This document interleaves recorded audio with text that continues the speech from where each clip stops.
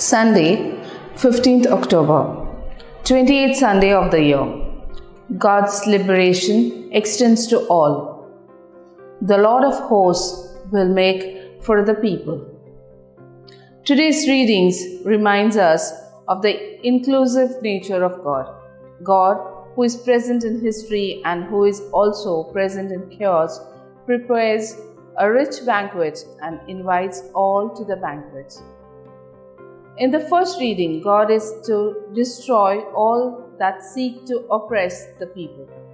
He also would host a feast with rich and the most luxurious food possible, fat dishes filled with marrow as well as well-aged distilled wines.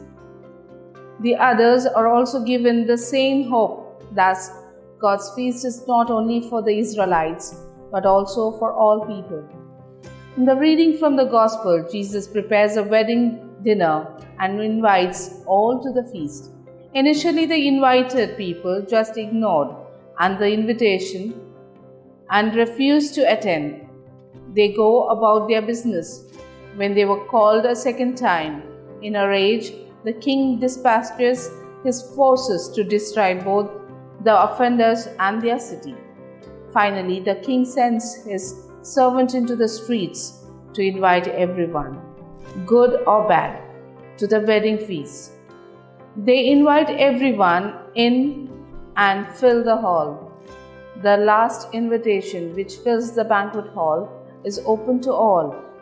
When the king encounters a guest who is not properly attired, the king sends him out of the banquet. Though God gives His grace to all without any condition, our acceptance of His grace should be reflected in our way of life to take part in the eternal kingdom.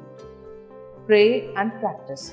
Loving Jesus gives us the grace to prepare ourselves for your invitation and be inclusive in all our acts.